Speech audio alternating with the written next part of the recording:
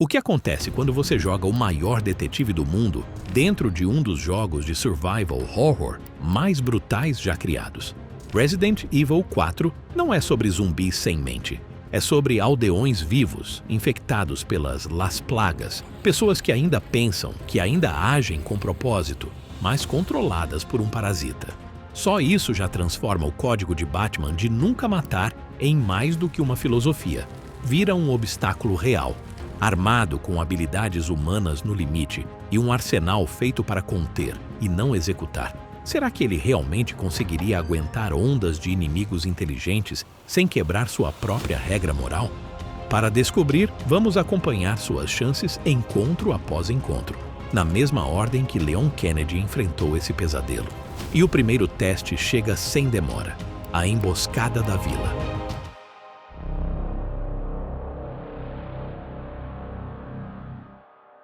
Batman passou a vida inteira se preparando para enfrentar probabilidades impossíveis. Depois de décadas de treinamento, ele domina 127 estilos de artes marciais diferentes, além de ter condicionado o corpo com treinos incansáveis de resistência, musculação e ginástica.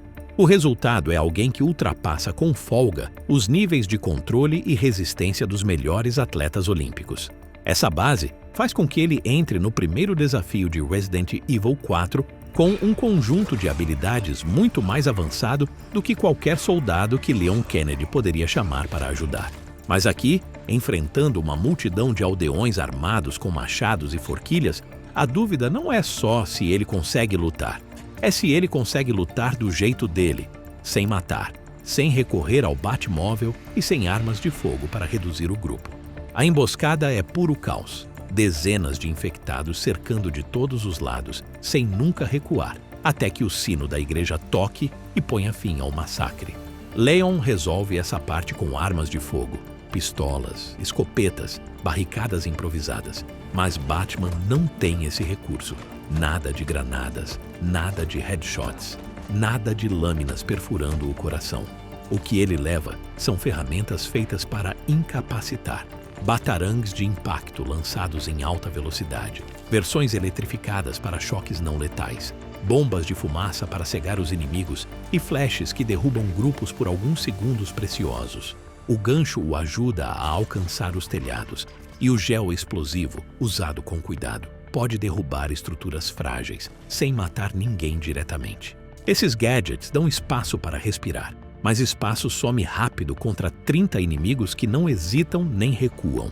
A maestria marcial de Batman oferece resposta para cada golpe, seja desviando do machado de um aldeão ou derrubando um atacante antes que o garfo acerte.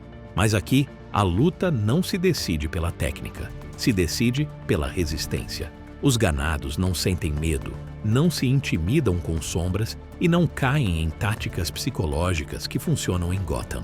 Derrube um e ele pode levantar de novo, não pela vontade própria, mas pelo parasita que substitui seu instinto de sobrevivência. Cada inimigo derrubado é um problema temporário, e a vantagem numérica pesa. Isso obriga Batman a pensar no cenário como seu maior aliado. O layout da vila é feito para ser usado estrategicamente, e Batman sabe explorar isso. Ele pode derrubar escadas para isolar telhados, bloquear portas com móveis pesados, transformar lamparinas em armadilhas controladas. Ele consegue atrair inimigos para becos estreitos, onde a fumaça dá vantagem, ou até derrubar paredes frágeis para redirecionar a multidão. Os telhados permitem lançar batarangues de cima ou desaparecer na fumaça para reaparecer em outro ponto. Tudo isso é perfeito para seu estilo de luta contra grandes grupos, mas a fadiga cobra caro. Um combatente comum não duraria nem 20 minutos nesse tipo de pressão antes que o cansaço derrubasse os reflexos. Mas o corpo de Batman foi moldado para esse tipo de situação, com décadas de treinos de força, explosão e resistência cardiovascular. Nos quadrinhos, ele já foi mostrado lutando por horas contra vários inimigos antes de mostrar sinais de desgaste. Fisicamente, seu limiar de ácido lático e sua capacidade de recuperação são altíssimos para um ser humano. Mas mesmo assim, lutar contra dezenas de oponentes sem nunca matar faz ele gastar 3 vezes mais energia do que Leon gastaria na mesma situação. Cada esquiva, Cada arremesso, cada golpe calculado, acumula fadiga sobre fadiga. Seu próprio código deixa essa emboscada ainda mais difícil. E ele sobrevive? Sim, mas por pouco. Ele não vence com fogo e pólvora, vence com inteligência, gadgets, tempo e resistência física. Usa cada parte do cenário, repete movimentos, estica o combate até o sino tocar. Mas o preço é alto. O esforço mostra uma verdade incômoda. Sobreviver a uma multidão é possível, mas sobreviver a um mundo inteiro de monstros projetados para resistir é outra história. Chances de sobrevivência depois da emboscada na vila: 70%. Ele passa, mas a exaustão já começa a pesar.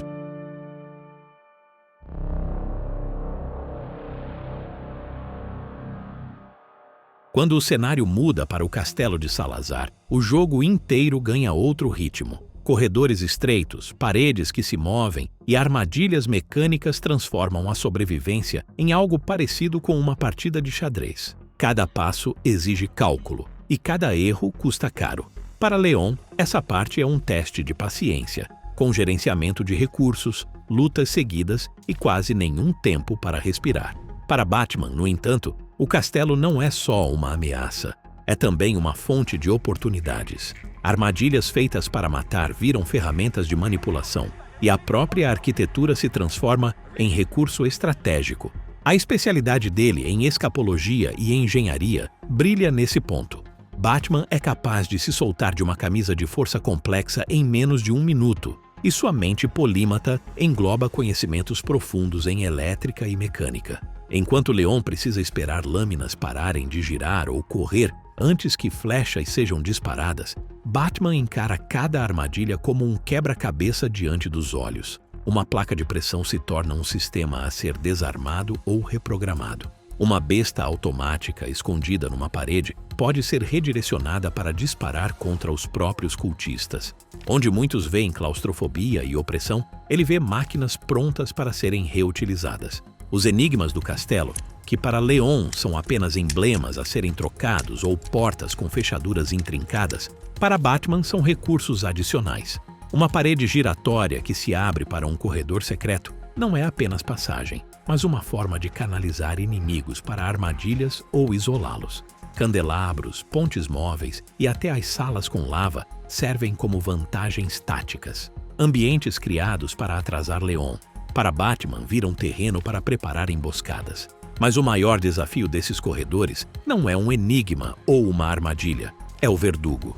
O guarda-costas de Salazar se move com membros de inseto e pele quase impenetrável. Não é lento como os outros monstros. Ele dispara para frente com velocidade assustadora, fechando distâncias em segundos e transformando o confronto numa caçada predador contra a presa.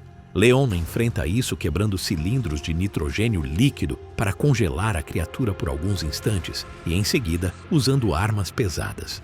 Batman precisa lidar de outra forma. Aqui, seu conhecimento em química e física faz diferença. Ele não estouraria os cilindros ao acaso. Ele calcularia exatamente a duração do congelamento, o melhor ponto para maximizar a dispersão do gás e como encadear congelamentos para ganhar tempo.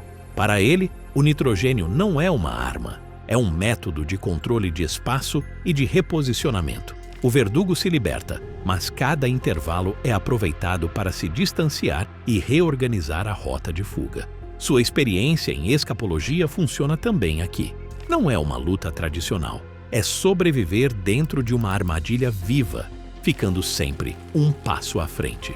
Sem armas de fogo, Batman depende completamente do cenário. Ele pode derrubar escadas depois de subir, fechar entradas de dutos atrás de si. O objetivo não é derrotar o monstro pelo dano, mas enganá-lo. Cada encontro vira um jogo de paciência, de movimento constante e de sincronização perfeita em meio a uma pressão mortal. Chances de sobrevivência depois do castelo e do Verdugo, 55%.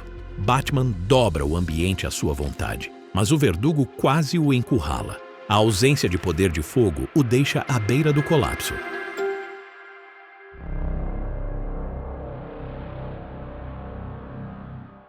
Entre todos os monstros de Resident Evil 4, o Regenerador é o inimigo que mais testa os limites de Batman. Ele não é apenas grotesco, É uma aberração biológica projetada para ignorar qualquer dano que pararia qualquer outra criatura. Perca um braço, ele cresce outro. Sofre um golpe certeiro, o corpo se recompõe em segundos. O som da respiração ofegante, o andar lento e a habilidade de se reconstruir fazem dessa criatura uma das experiências mais aterrorizantes da série. Para Batman, que vive de estratégia, gadgets e controle, esse inimigo é quase a antítese de seu estilo.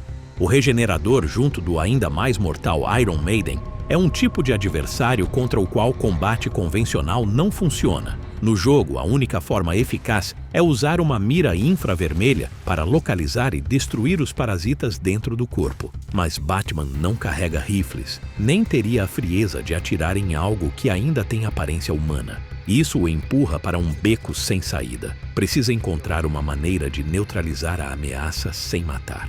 Felizmente, é aqui que sua mente se torna tão vital quanto sua força. Batman sempre foi descrito como um gênio, com QI acima de 200.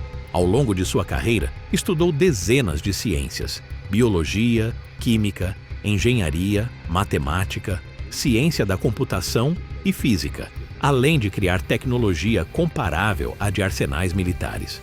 Com esse conhecimento, ele poderia adaptar o modo detetive de sua máscara para escanear e detectar os parasitas de forma parecida com a função da mira infravermelha que Leon usa. E em vez de balas, ele teria ferramentas cirúrgicas criadas por ele mesmo. Ao longo dos anos, Batman já projetou disruptores elétricos para sabotagens precisas, dispositivos ultrassônicos para desorientar inimigos e armas de choque desenhadas para incapacitar sem matar. Esses recursos poderiam ser modificados para atacar de forma seletiva os tecidos que abrigam os parasitas. Não seria questão de poder de fogo, mas de precisão absoluta. Ele transformaria sua tecnologia em instrumentos de ataque cirúrgico em vez de armamento bruto. O problema central é o tempo. Em Gotham, Batman normalmente tem preparação antes de cada combate. Analisa a cena do crime, roda simulações na Batcaverna, constrói contramedidas sob medida.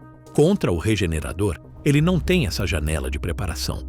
O monstro não dá espaço. Avança, corta, agarra. Cada ataque força reflexos sobre-humanos. Cada esquiva esgota sua resistência. Mesmo que consiga localizar os parasitas, acertá-los em meio a ataques constantes exige concentração extrema. E tudo isso desgasta seu corpo de forma assustadora. O laboratório onde o encontro acontece só piora a situação. Corredores apertados, portas de aço, iluminação branca intensa. Não há sombras para se esconder, nem telhados para usar o gancho. Em Gotham, inimigos como Clayface ou Mr. Freeze já o forçaram a lidar com regeneração ou ataques incomuns. Mas nesses casos, ele sempre teve espaço para experimentar. Aqui não. É um quebra-cabeça biológico andando em sua direção. E ele precisa resolvê-lo em tempo real. No fim, Batman sobreviveria? Sim, mas pagando caro. Sua genialidade em análise, aliada a improvisos tecnológicos de escaneamento e disruptores cirúrgicos, poderia desmontar a rede de parasitas sem matar diretamente o hospedeiro. Mas o preço físico é altíssimo.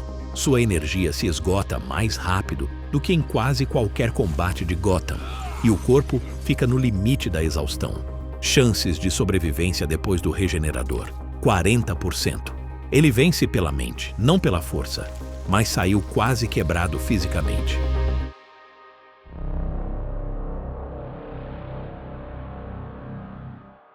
Quando Sadler entra em cena, o desafio deixa de ser sobreviver a monstros individuais e passa a ser encarar a escala de uma epidemia inteira. Seu controle sobre as Las Plagas não serve apenas para comandar um culto.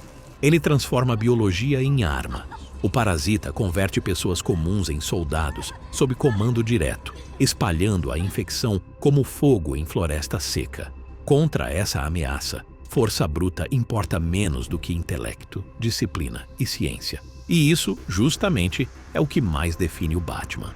Enquanto Leon Kennedy avança eliminando hordas de inimigos e derrubando o próprio Sadler com poder de fogo, Batman mudaria totalmente o foco para os parasitas.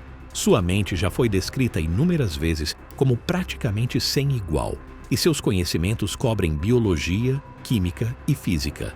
Ele estaria mapeando ciclos de infecção, estudando a forma como o parasita domina o sistema nervoso e procurando vulnerabilidades bioquímicas. Em Gotham, essa abordagem já o ajudou a criar antídotos contra o gás do espantalho e contra os venenos de Era Venenosa. Aqui, faria o mesmo contra o parasita. Essa visão conecta-se diretamente ao código moral dele. O voto de nunca matar não é apenas trauma ou obsessão. É uma filosofia rígida que afirma que sempre existe outro caminho. Sadler não oferece escolha, mas a disciplina de Batman não depende da misericórdia do inimigo. Depende dele mesmo. É aí que entra a famosa discussão sobre o tempo de preparo. Muitos fãs argumentam que, com o tempo, Batman vence qualquer ameaça. Só que em Resident Evil 4 não existe Batcaverna, nem meses de planejamento. Mesmo assim, sua genialidade permite improvisar soluções no calor do momento. Luiz Serra, com recursos improvisados, cria um supressor temporário para o parasita. Batman poderia fazer o mesmo. Ele poderia, por exemplo, adaptar seus dispositivos para emitir frequências que desestabilizassem a comunicação do parasita com o hospedeiro, ou misturar compostos químicos coletados pelo caminho para enfraquecer o controle neural. Onde Leon reage e Luiz improvisa, Batman transforma o problema em um sistema a ser desmontado.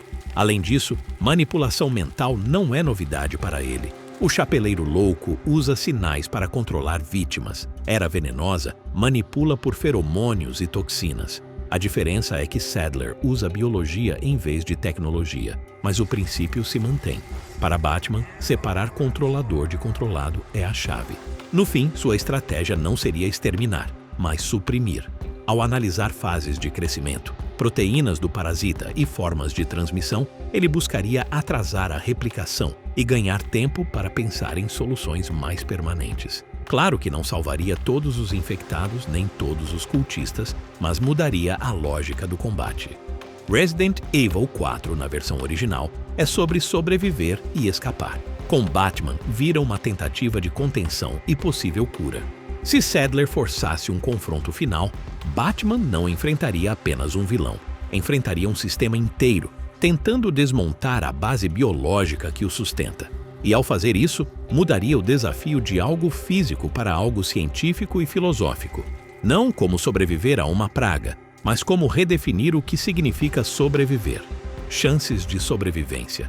Depois de Sadler, 25%. Sua genialidade dá uma chance, mas o corpo exausto e ferido tornam a luta quase impossível de vencer.